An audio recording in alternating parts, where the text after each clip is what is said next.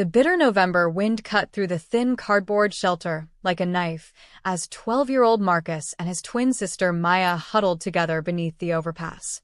Their worn sneakers, held together with duct tape, barely protected their feet from the cold concrete. It had been 3 months since their grandmother passed away, 3 months since they'd lost the only home they'd ever known. The foster care system had failed them, separating them twice before they decided to run away and stay together on the streets instead. That morning, Marcus had ventured out early to search for recyclable bottles along the waterfront, hoping to earn enough for a hot meal. Maya had stayed behind, organizing their meager possessions and trying to keep their cardboard dry. As Marcus rounded the corner near the financial district, something caught his eye, a sleek leather wallet lying against the curb, partially hidden by fallen leaves. His heart raced as he picked it up, hands trembling not from the cold but from the weight of what he held. Inside, he found a driver's license belonging to Jonathan Ashford, along with several credit cards and what appeared to be hundreds, maybe thousands of dollars in crisp bills. Marcus's stomach growled painfully, reminding him that he and Maya hadn't eaten a proper meal in 2 days. The money could buy food for weeks, maybe even a cheap motel room where they could shower and sleep in a real bed. His fingers traced the edges of the bills, and for a moment, he imagined what it would feel like to not be hungry, to not be cold. But then he thought of his grandmother, of the values she'd instilled in them before cancer took her away. She'd always said that character isn't what you do when people are watching, but what you do when no one would ever know. Marcus carefully closed the wallet and looked at the address on the license. It was in the wealthy part of town, at least an hour's walk away, but he knew what he had to do. He hurried back to Maya, showing her what he'd found. Maya's eyes widened when she saw the contents, and Marcus could see the same internal struggle reflected in her face. They discussed it in hushed whispers, the temptation weighing against their conscience. Finally, Maya nodded firmly. "Grandma would want us to do the right thing," she said softly. Together, they set out on their journey across the city, the wallet safely tucked in Marcus's jacket pocket. Neither of them could have imagined that this single decision would change their lives forever, or that the man whose wallet they carried would soon become the answer to prayers they'd stopped believing could be answered. Marcus and Maya navigated the city streets with the caution born of survival instinct. They knew which neighborhoods were safe, which police officers would harass them for being vagrant minors, and which shop owners might offer them a kind word or yesterday's unsold food. The walk to the address on Jonathan Ashford's license took them through parts of the city they'd never seen before, where the buildings grew taller and cleaner, where people in expensive suits hurried past without making eye contact. As they walked, they couldn't help but notice the stark contrast between their world and this one. They passed restaurants where a single meal probably cost more than they'd spent on food in a month. Window displays showcased clothing that looked impossibly clean and new. Maya's threadbare jacket, once pink but now a dingy gray, seemed even more worn in this environment. Marcus noticed people crossing the street to avoid them, mothers pulling their children closer as they passed. The shame burned, but they pressed forward, driven by their mission. They stopped briefly in a public library to warm up and use the restroom.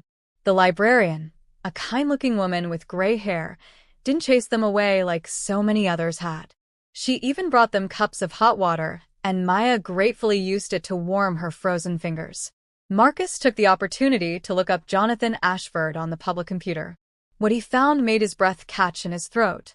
Jonathan Ashford wasn't just wealthy, he was a billionaire philanthropist, founder of Ashford Technologies, one of the largest tech companies in the world. The articles painted a picture of a self-made man who'd grown up in poverty himself before revolutionizing the software industry. There were photos of him at charity galas, cutting ribbons at new community centers, speaking at conferences. But Marcus noticed something else in the more recent articles, mentions of personal tragedy.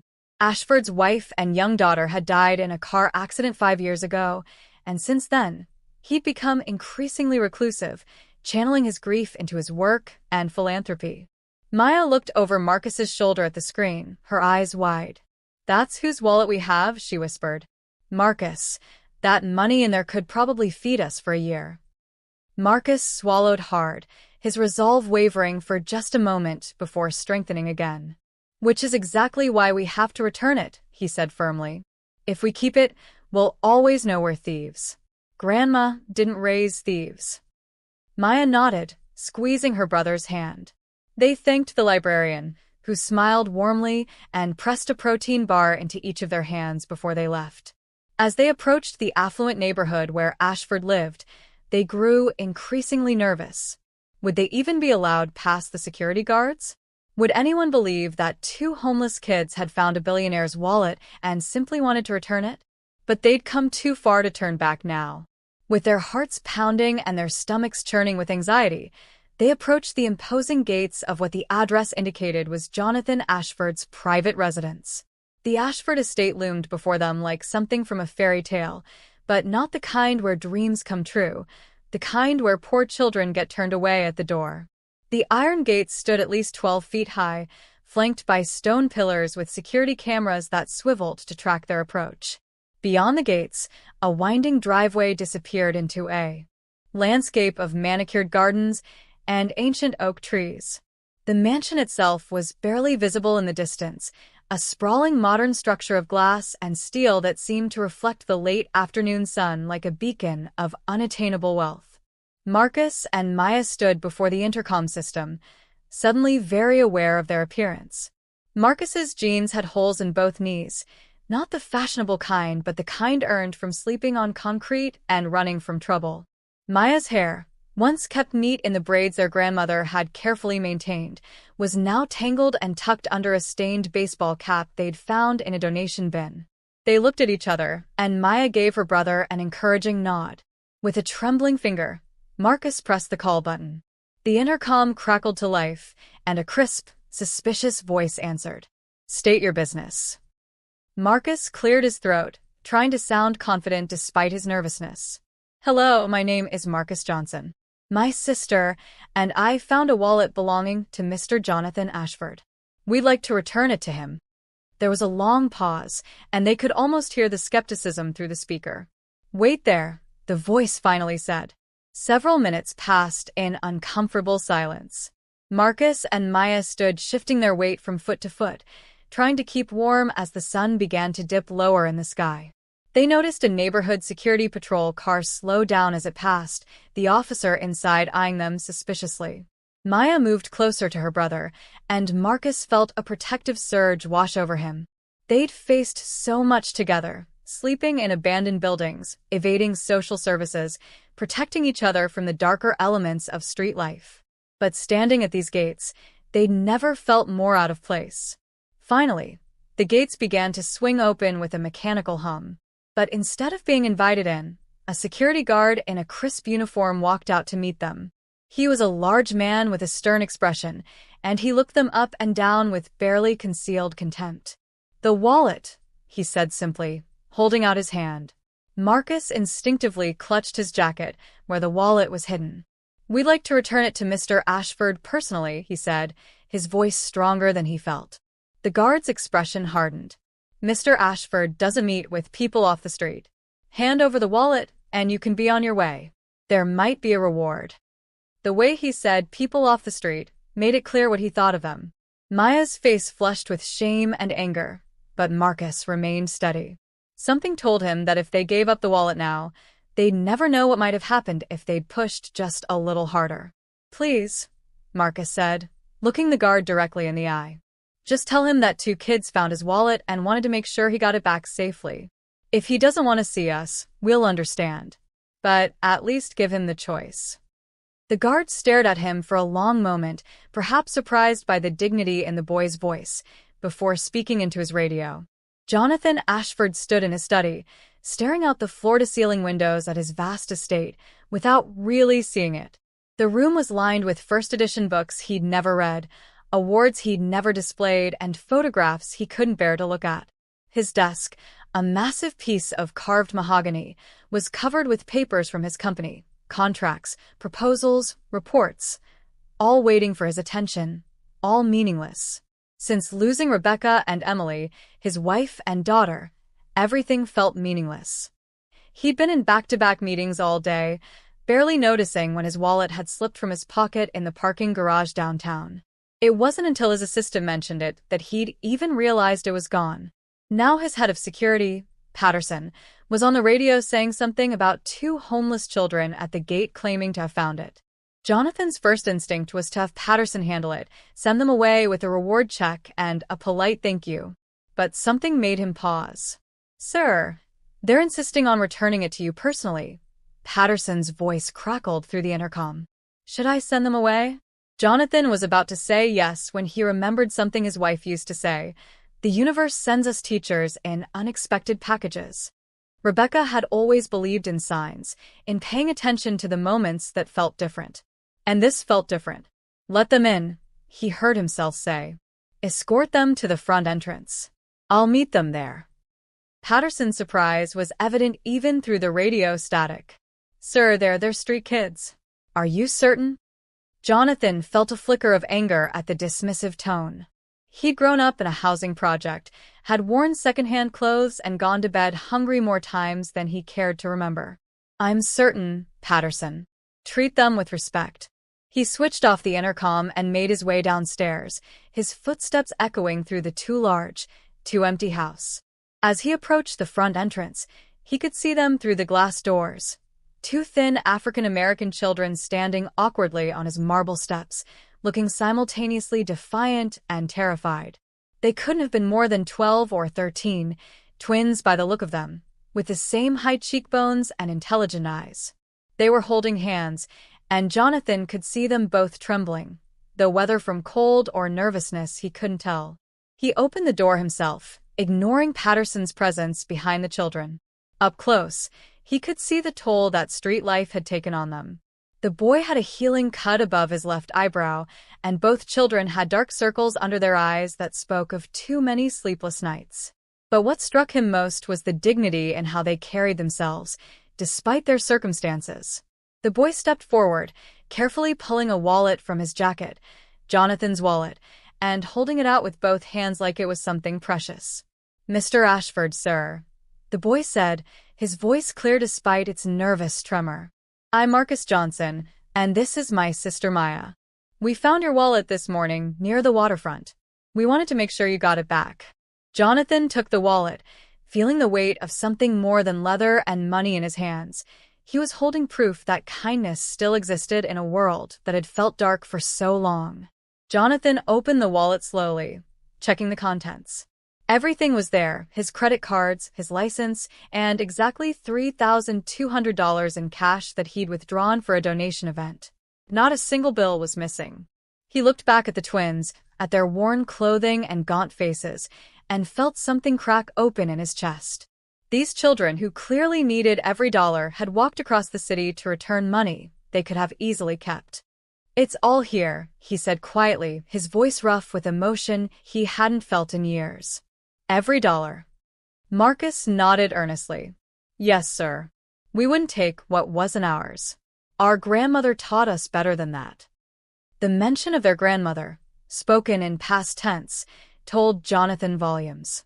He looked at Patterson, who was standing uncomfortably nearby, clearly wanting to hustle the children away now that the wallet had been returned. "How long have you two been on the streets?" Jonathan asked gently. The twins exchanged glances, and Maya spoke for the first time, her voice soft but steady. 3 months, sir. Since our grandma passed. We didn't want to be separated in foster care, so we left." Jonathan felt his heart constrict. 3 months. These children had survived on the streets for 3 months, and yet they'd still chosen honesty over survival. "Have you eaten today?" he asked. Both children hesitated, and Jonathan saw the pride warring with hunger on their faces. Finally, Marcus shook his head. "Not since yesterday morning, sir. But that's okay. We'll find something." The matter-of-fact way he said it, as if going hungry was just part of life, made Jonathan's decision for him. "Please," he said, stepping aside and gesturing into the house. "Come in. Let me at least offer you a warm meal as thanks for your honesty. It's the least I can do." The twins looked at each other again, having what appeared to be an entire conversation without words, a twin thing, Jonathan supposed. He saw their distrust, their fear, their desperate hunger all playing across their young faces. "I promise you're safe here," he added, his voice gentle. Just dinner, and then Patterson will drive you wherever you'd like to go.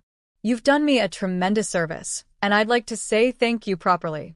Finally, Maya nodded, and Marcus accepted for both of them. "Thank you, sir. That's very kind."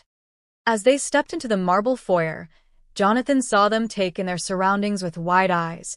The soaring ceilings, the crystal chandelier, the artwork that cost more than most people earned in a year. They looked so small and out of place, yet there was something about their presence that made the house feel less empty than it had in 5 long years. He led them toward the kitchen, already planning to call his housekeeper to prepare something warm and substantial. But what started as a simple thank you dinner would become something neither Jonathan nor the twins could have anticipated. The Ashford kitchen was larger than the entire apartment Marcus and Maya had shared with their grandmother. Stainless steel appliances gleamed under soft lighting, and the island in the center could have seated a dozen people. Mrs. Chun, Jonathan's housekeeper, had been with the family for 20 years, and her eyes immediately softened when she saw the children. Without a word, she began pulling ingredients from the massive refrigerator. Jonathan gestured for them to sit at the breakfast nook, a cozy corner with windows overlooking the gardens. As they sat gingerly on the chairs, he noticed how they kept their hands in their laps, afraid to touch anything. "Please relax," he said, taking a seat across from them. "Mrs. Chun makes the best comfort food in the state. What would you like?" "She can make anything." The twins looked overwhelmed by the question. When you've been hungry for months, the idea of choosing food becomes almost absurd. "Whatever is easiest," Maya said softly. "We don't want to be any trouble." Mrs. Chun smiled warmly. "How about I make my special chicken soup, some sandwiches, and we have fresh fruit? You both look like you could use some good nutrition." As she busied herself with cooking, Jonathan found himself asking questions. He learned that their grandmother, Rose Johnson, had raised them since they were 3, after their mother died from complications from pneumonia and their father was incarcerated. Rose had worked 2 jobs to keep them fed and clothed, had helped them with homework every night, had taken them to church every Sunday. She'd been their entire world. When breast cancer took her, they'd been placed in foster care, but the first home had been overcrowded and neglectful. The second had tried to separate them, placing them in different homes across the city. "We ran," Marcus explained, his jaw set with determination. "Maya is all I have. I'm not going to let anyone take her away from me." Maya nodded, adding, "We're a team. We take care of each other. It's what Grandma would want." As they talked, Mrs. Chun set steaming bowls of soup before them, along with thick sandwiches on fresh bread.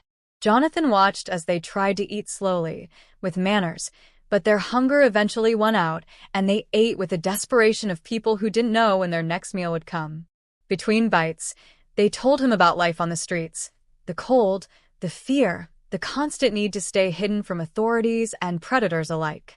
They told him about the public library where they went to stay warm and read, about the soup kitchen that only opened 3 days a week, about the other homeless people who sometimes looked out for them.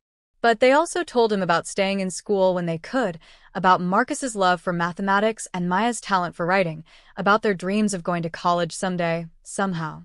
Jonathan found himself more engaged in conversation than he'd been in years. These children, who had every reason to be bitter and hopeless, still dreamed. They still saw possibility in their future. They still believed in doing the right thing even when it cost them. As the meal wound down and Mrs. Chin brought out apple pie, Jonathan made a decision that surprised even himself. "I'd like to help you," he said carefully, "if you'll let me."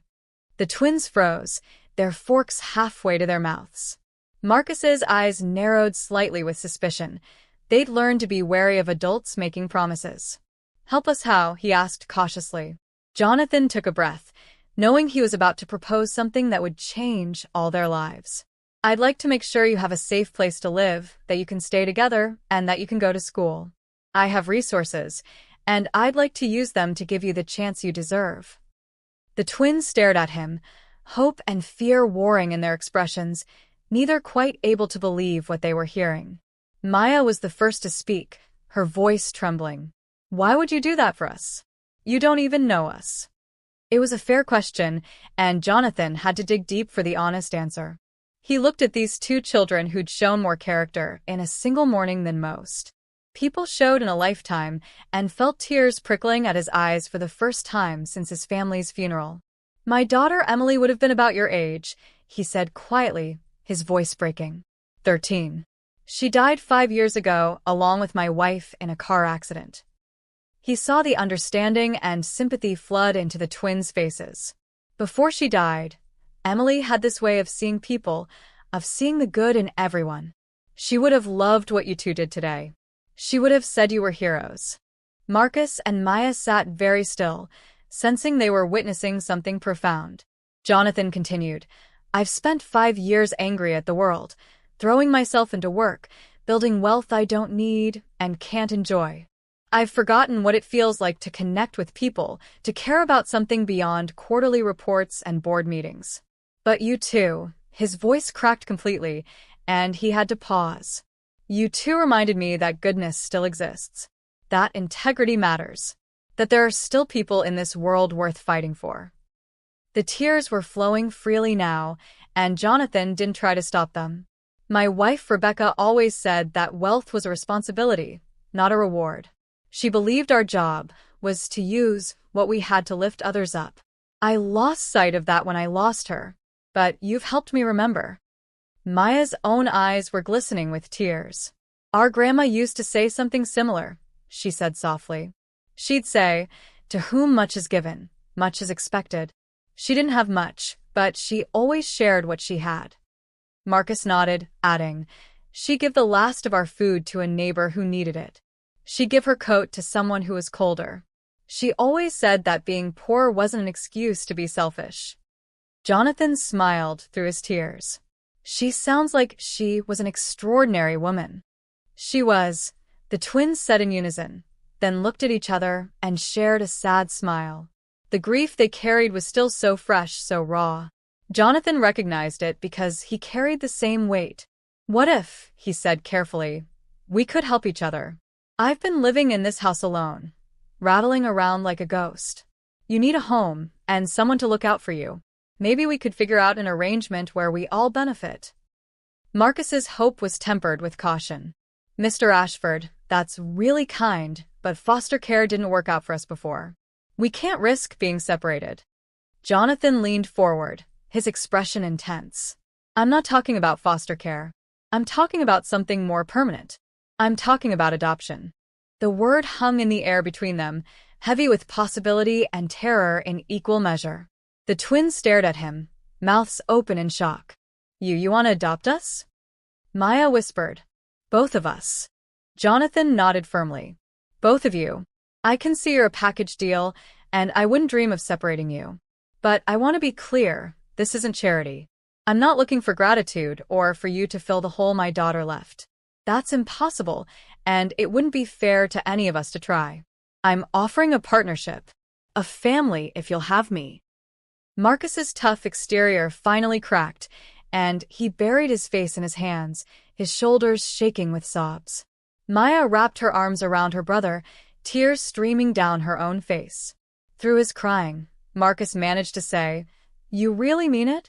We can stay together? We'd have a home." Jonathan came around the table and knelt before them, this billionaire CEO in his expensive suit kneeling before two homeless children.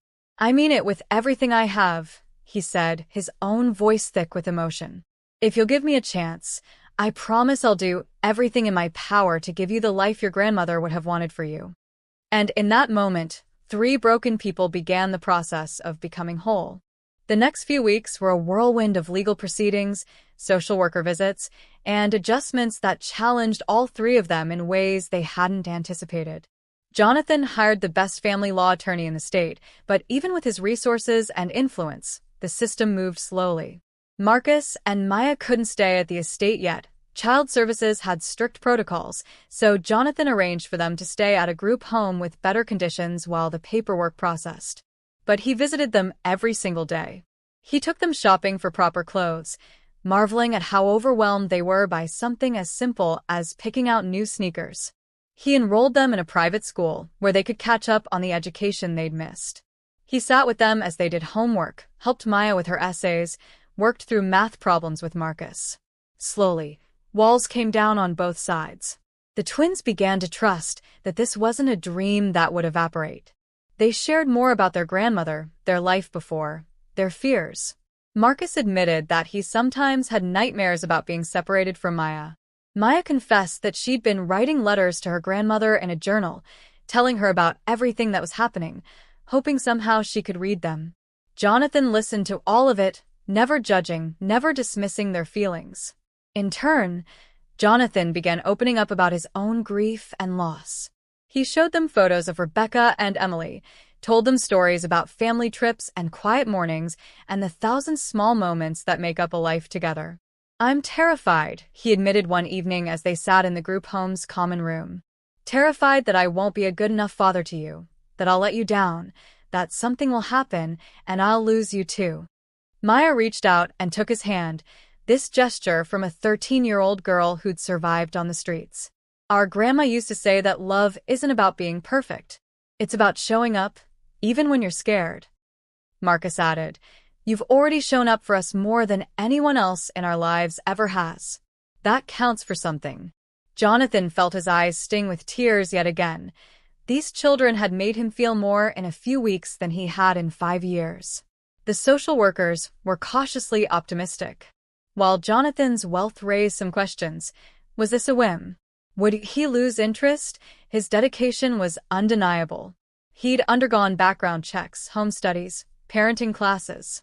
He'd transformed part of his estate into proper bedrooms for the twins, consulting them on colors and furniture, making sure they felt ownership over their spaces. He'd set up trust funds for their education and future needs. But more than the material preparations, the caseworkers noted the genuine bond forming. They saw how the twins' eyes lit up when Jonathan arrived for visits. They saw how Jonathan remembered small details, that Marcus liked orange juice with pulp, that Maya preferred her sandwiches cut diagonally. They saw a man who was learning to be a father and children who were learning to trust again. Finally, after what felt like an eternity, the call came. The adoption could proceed. Jonathan, Marcus, and Maya stood before a judge in family court, surrounded by Jonathan's attorney, social workers, and Mrs. Chun, who'd insisted on being there. When the judge declared them legally a family, all three of them cried. Big, ugly, healing tears. They were no longer three separate, broken people. They were the Ashford family. The first night at the estate as an official family was both wonderful and strange. Marcus and Maya moved through the halls with hesitant steps, still not quite believing this was real, that this was home. Jonathan gave them space to explore, to claim their territory, while staying close enough that they knew he was there. They all met in the kitchen around midnight, unable to sleep, and Mrs. Chun made hot chocolate while they talked about everything and nothing. The adjustment period had its challenges. Marcus sometimes woke up in a panic, forgetting where he was, his survival instincts still on high alert. Maya had nightmares about losing Marcus, about being back on the streets. Jonathan, unused to having children in the house after 5 years of silence, sometimes felt overwhelmed by the noise and chaos of daily life with teenagers. But they worked through it together, with patience and honesty. Jonathan insisted they go to therapy, both individually and as a family. He'd learned from his own grief that trauma doesn't heal itself, that emotional wounds need tending just like physical ones. The therapist helped them navigate their complicated feelings, the twin survivors' guilt and grief for their grandmother, Jonathan's fear of replacement and new loss, all of their anxieties about this new family configuration. School became a refuge for the twins. After months of interrupted education, they threw themselves into learning with fierce dedication. Marcus excelled in mathematics and science, his teachers noting his intuitive grasp of complex concepts. Maya's English teacher called Jonathan personally to rave about an essay she'd written about resilience and hope. "She has a gift," the teacher said. "A truly special voice." Jonathan felt pride swell in his chest, a feeling he hadn't experienced since Emily's last piano recital. He started restructuring his work schedule to be more present. He'd spent 5 years using work as an escape from grief, but now he wanted to escape work to be with his children. His board was initially concerned, but his renewed energy and focus actually improved company performance. He had something to work for again, a reason to build a better future beyond quarterly profits. The twins brought life back to the estate. They explored every corner of the property, discovering the swimming pool, the home theater, the library that made Maya gasp with joy. They adopted a dog from the local shelter, a mutt named Charlie who'd been abandoned, just like them. They established routines: Sunday morning pancake breakfasts, Thursday movie nights, Saturday volunteering at the homeless shelter downtown. That last activity was Jonathan's idea, but the twins embraced it enthusiastically. They wanted to help others who were still struggling, still surviving on the streets. They served meals, sorted donations, and talked with people who reminded them of who they'd been just months ago. Jonathan watched them interact with compassion and without judgment, and felt his heart expand with love for these remarkable children. One evening, about 6 months after the adoption, they were sitting in the den after dinner. Maya was curled up with a book, Marcus was solving equations for fun, and Jonathan was reading the newspaper. It was a quiet, ordinary moment, and that's when it hit him. This was what he'd lost, what he'd thought was gone forever. Not the grand gestures or special occasions, but these simple, domestic moments of just being together. A family. He looked up at his children, and said quietly, "I love you both. Thank you for giving me a reason to live again." Maya looked up from her book, tears in her eyes. "We love you too, Dad." It was the first time they'd called him that, and Jonathan had to excuse himself to the bathroom to compose himself, his heart too full for words. A year after Marcus found that wallet on a cold November morning, the Ashford family stood together at a community center in downtown Philadelphia. Not the wealthy area where they lived, but the neighborhood where Marcus and Maya had spent those desperate months on the streets. The building was brand new, its glass doors gleaming in the autumn sunshine, and above them hung a sign: the Rose Johnson Youth and Family Center. Jonathan had spent the past year not just rebuilding his personal life, but refocusing his philanthropic work. Inspired by the twin story and their grandmother's values, he'd funded this comprehensive facility to serve homeless youth and struggling families. It housed a medical clinic, counseling services, job training programs, emergency shelter beds, and educational resources. But more than that, it was designed to keep families together, to provide support without judgment, to offer hope without strings attached. Marcus and Maya had been involved in every stage of planning.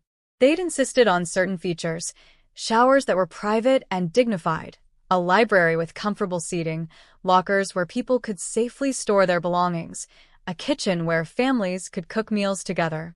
They'd drawn from their own experiences, knowing exactly what they'd needed during those dark months and what had been missing.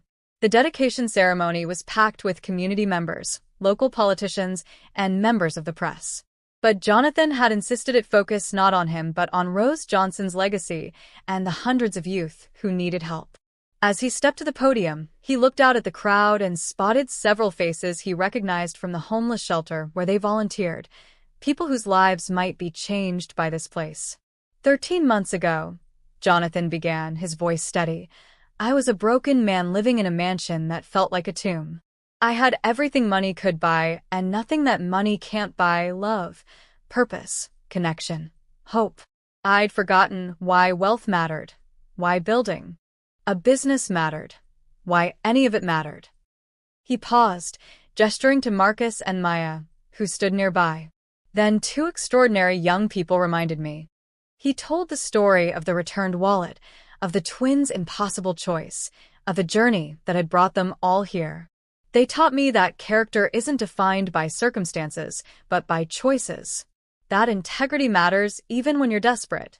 That there are people in our community facing impossible odds who still somehow manage to maintain their dignity and kindness. His voice grew thick with emotion. And they taught me that family isn't just about blood. It's about showing up, about choosing to love, about building something together.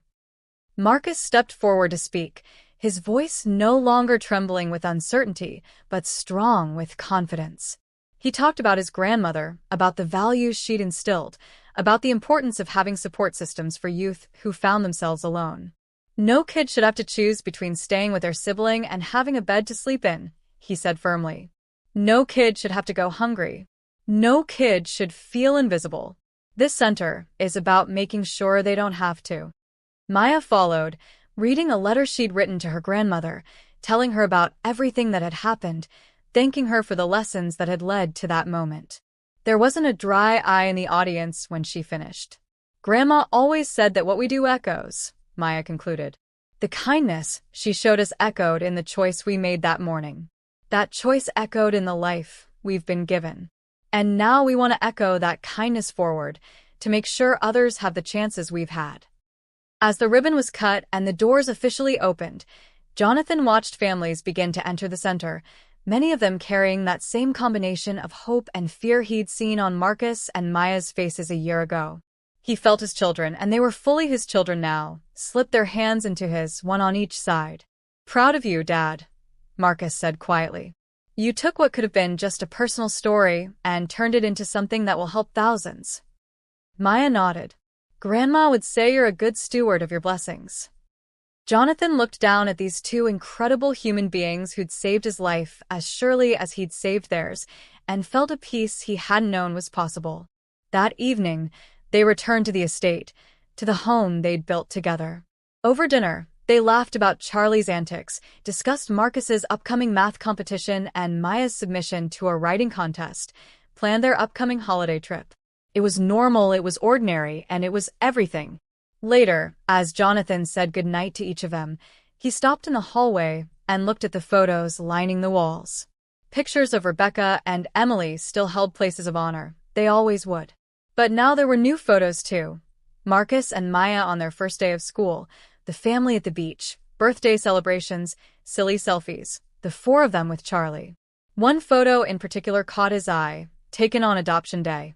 All three of them were crying and laughing simultaneously, their faces showing the raw emotion of that moment. Jonathan remembered what the judge had said as she'd finalized the adoption. Family is where we find love, and love is where we choose to build our home. A homeless boy had found a wallet and made a choice that changed everything. Not just for him and his sister, but for a grieving man who'd forgotten how to live. 3 broken pieces had somehow formed a whole that was stronger than any of them could have been alone. Jonathan walked into his study, the room that had once been his refuge from pain, and sat at his desk. He pulled out a piece of paper and began to write, something he hadn't done since Rebecca died. It was a letter to Rose Johnson, a woman he'd never met but whose legacy lived on in her grandchildren and now in the work he was doing. "Dear Rose," he wrote, "I want you to know that your grandchildren are remarkable. They're kind, brilliant, strong, and filled with exactly the values you instilled in them. I promise you that I will honor your memory by giving them every opportunity to thrive, by loving them fiercely, and by teaching them to use their voices to lift others up. Thank you for raising such extraordinary souls. Thank you for the gift of their integrity, which saved my life as surely as my resources saved theirs. I will spend the rest of my days trying to be worthy of the trust you built in them. They call me Dad now, and it's the greatest honor of my life." He folded the letter and placed it in his desk drawer, next to another letter, one he'd written to Rebecca and Emily years ago but never sent. Somehow, it felt like all of them were together in this moment. The family he'd lost and the family he'd found. Different, but equally precious. Not a replacement, but a continuation of love. As Jonathan turned off the light and headed upstairs, he heard music coming from Maya's room. She was practicing the guitar he'd bought her, and the sound of Marcus video calling with his math tutor, arguing enthusiastically about quantum mechanics. He smiled, realizing that the empty silence that had haunted this house for 5 years had been replaced with the beautiful noise of life being lived. He paused at each of their doors, watching them for a moment. These children who'd had every reason to become bitter, to steal, to give up, they'd chosen differently. They'd chosen honor over hunger, integrity over survival, each other over everything. And in doing so, they'd given a broken man a reason to heal. The wallet that Marcus had found that November morning now sat in Jonathan's study in a display case, not as a trophy, but as a reminder. A reminder that the smallest acts of kindness can have profound consequences. That the right choice isn't always the easy choice. That there are people in this world worth believing in, worth fighting for, worth loving with everything you have. And as Jonathan finally climbed into bed that night, for the first time in 5 years, he didn't dread waking up to face another empty day. Instead, he looked forward to tomorrow, to breakfast with his children, to helping Maya with her college application essays. Even though she was only 14, she was already planning. To watching Marcus teach Charlie new tricks, to the 1,000 small moments that make up a family's life together. The twins had returned more than just a wallet that day. They'd returned hope, purpose, and love to a man who'd thought he'd lost all three forever. And he, in turn, had given them security, opportunity, and the father they desperately needed. It wasn't magic, and it wasn't always easy, but it was real. And it was exactly where all three of them were meant to be. The next morning would bring new challenges, new joys, and new opportunities to show up for each other. But that's what families do. They show up, even when it's hard, especially when it's hard. Marcus and Maya had shown up for Jonathan when they could have walked away with his wallet. Jonathan had shown up for them when he could have simply sent a reward check. And now they showed up for each other every single day, building a life together, one choice, one moment, one act of love at a time. In the end, it wasn't about the money, the mansion, or the material things that wealth could provide. It was about two children who proved that character transcends circumstance, and a man who learned that the greatest wealth isn't measured in dollars, but in the love we give and receive. The billionaire's tears that day at the gate weren't tears of sadness. They were tears of recognition. He'd recognized kindred spirits, fellow travelers on the journey through grief and hardship. He'd recognized the family he'd been meant to find. And somewhere, Jonathan liked to imagine, Rose Johnson was smiling, knowing that her grandchildren were safe, loved, and continuing the legacy of goodness she'd worked so hard to instill in them. Her life's work hadn't ended with her death. It had echoed forward, creating ripples that would touch thousands of lives through the center that bore her name and through the family that lived by her values. This was the true miracle, not that a billionaire had helped 2 homeless children, but that 2 homeless children had saved a billionaire's soul. They'd reminded him why he was here, what mattered, and how to live again. And in a world that often felt dark and cold, they'd proven that there was still light, still warmth, still hope. The Ashford family, born not from blood but from choice, not from obligation but from love, was proof that beautiful things can grow from broken places. That endings can become beginnings. That the darkest nights can give way to the brightest dawns. And that sometimes, the most important thing we can do is exactly what Marcus and Maya did that November morning. Make the hard choice, do the right thing, and trust that somehow, some way it will matter. It mattered more than they could have ever imagined. And it would continue to matter for all the days of their lives, for all the lives they would touch, and for all the people who would hear their story and be inspired to make their own hard choices, to do their own right things, to believe that kindness still counts in this world. The wallet that started it all remained in its case, a simple leather object that represented so much more, a crossroads, a test of character, a catalyst for transformation. But the real treasure wasn't in the case. It was upstairs, sleeping peacefully, dreaming of tomorrow. It was in the laughter that filled the halls, the debates at the dinner table, the quiet moments of connection that make a house a home. Jonathan Ashford had cried when he saw what those 2 children had done, but they weren't tears of sadness. They were tears of gratitude, of recognition, of joy. They were the tears of a man who'd been lost and had finally found his way home. Not to a building or a place, but to a purpose, to a family to love. And that was worth more than all the billions in the world.